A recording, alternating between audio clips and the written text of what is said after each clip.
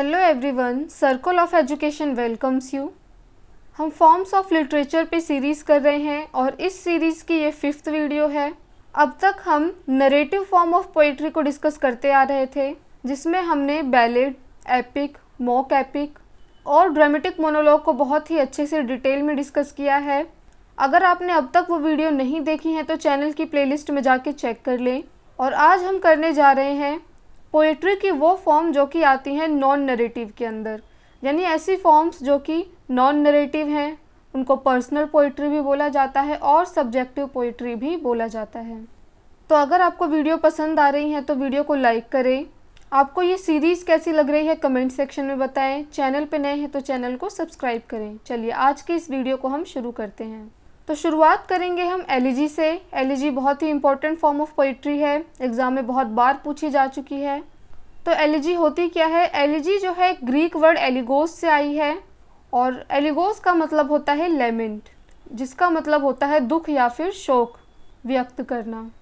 So basically elegy is a poem of lament for something serious, sorrowful, fatal injury, separation in love और departed soul. Elegy क्या है? एक ऐसी poem है जो कि लेमेंट है। एलिजी क्या है? पोएम ऑफ लेमेंट है। और किस चीज़ के लिए ये दुख व्यतीत किया जा रहा है, व्यक्त किया जा रहा है? कोई चीज़ जो बहुत ज़्यादा सीरियस है, दुखों से भरी हुई है, सोरोफुल है, या बहुत ज़्यादा घातक इंजरी किसी को हुई है, या फिर प्यार में सेपरेशन हुआ है, या फिर किसी की डेथ हो गई है। मेन जो है इसमें डेथ ही माना जाता है कि किसी की डेथ में जो है एलिजी लिखी जाती है। जो डेफिनेशन एग्ज़ाम में आई थी वो देख लेते हैं हम। सॉन्ग ऑफ सोरो स्पेशली फॉर द डेड, कि एलिजी क्या है? एलिजी सॉन्ग है सोरो का, स्पेशली किस चीज़ के लिए? डेड के लिए, यानी जो मर चुका है, जिसकी मृत्यु हो चुकी है। एलिजी लिखी किस में जाती है? तो एलिजिक मैटर इज़ आइम्बिक पेंटामीटर। अब एलिजी भी जो होती है वो दो प्रकार की होती है, दो टाइप होते हैं एलिजी के। और वो कौन से दो टाइप होते हैं? Personal elegy and pastoral elegy. ये सारे ही वर्ड आपने बहुत बार सुने होंगे, लेकिन ये क्या होते हैं ये डिटेल में आपको नहीं पता होगा। तो चलिए देखते हैं।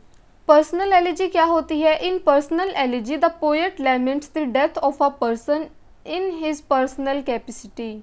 मतलब ऐसा व्यक्ति जिसको पोएट बहुत अच्छे से जानता है, उसकी पर्सनल कैपेसिटी के अंडर आता है, उसका उसके साथ कोई रिलेशन है, और उसकी डेथ पे जो वो शोक व्यक्त कर रहा है, जो दुख वो व्यक्त कर रहा है, जो लिख रहा है, वो क्या कहलाएगी? पर्सनल एलिजी कहलाएगी।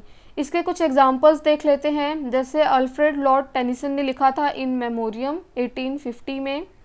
ये क्यों लिखा था? अगर आप सब ने टेनिसन वाली सीरीज़ देखी है तो आपको पता होगा। तो इनके फ्रेंड होते हैं अर्थर हेनरी हेलेम, इनकी डेथ हो जाती है और उनकी डेथ पे जो है ये एलिजी लिखते हैं। बहुत बार एग्ज़ाम में इस पे क्वेश्चन बना है। और कुछ एग्जाम्पल देख लेते हैं।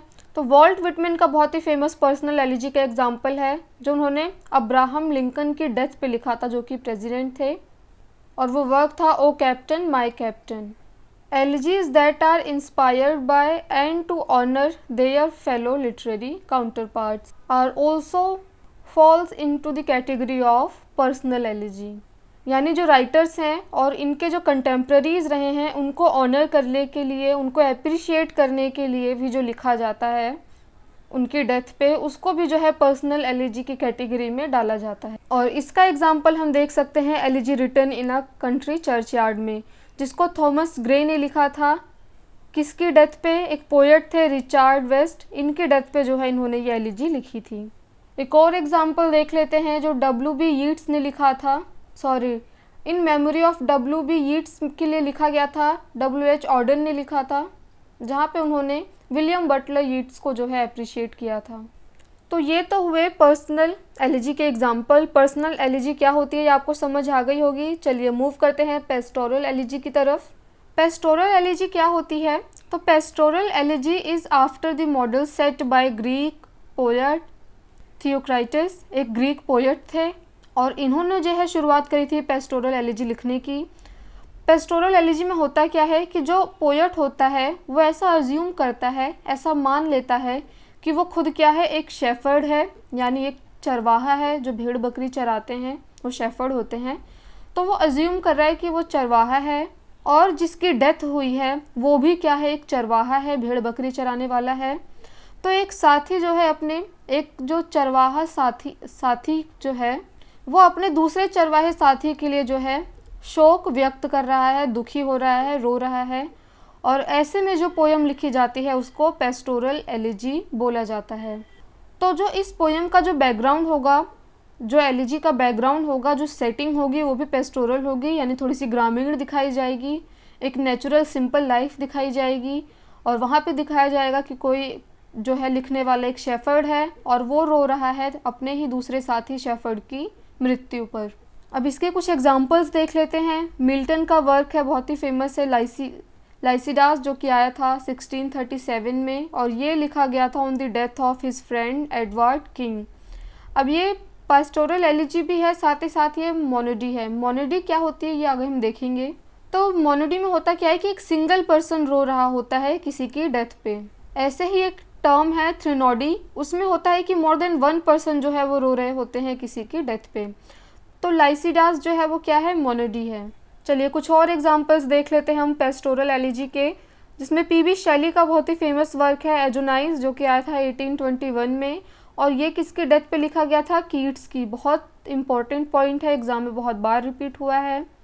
मैथ्यू आर्नोल्ड का भी बहुत इंपॉर्टेंट वर्क है, ये भी एग्जाम में आया हुआ है, जो कि था थायरसिस, ये आया था 1867 में। और ये किसकी डेथ पे लिखा था, अर्थर, जो कि उनके फ्रेंड थे। और आर्नोल्ड का ही एक वर्क था जिन्होंने अपने फादर के लिए लिखा था, जिसमें टाइटल था रग्बी चैपल। अब देखो, जानते तो ये इन लोगों को भी हैं, इनके साथ भी इनका पर्सनल कनेक्शन है, पर्सनल कैपेसिटी है, लेकिन यहाँ पे लिखते वक्त जो है इन्होंने खुद को अज्यूम किया है शेफर्ड, और मरने वाले को भी जो है इन्होंने अज्यूम किया है शेफर्ड। और इसका जो बैकग्राउंड है वो हमें कहीं ना कहीं पेस्टोरल देखने को मिलेगा, और इसीलिए ये जो है काउंट हो जाएगा पेस्टोरल एलिजी के अंडर। तो उम्मीद है आपको एलिजी बहुत अच्छे से समझ आ गई होगी। साथ ही एलिजी के टाइप्स, पर्सनल और पेस्टोरल एलिजी क्या होते हैं, इनमें क्या डिफरेंस है, ये भी क्लियर हो गया होगा।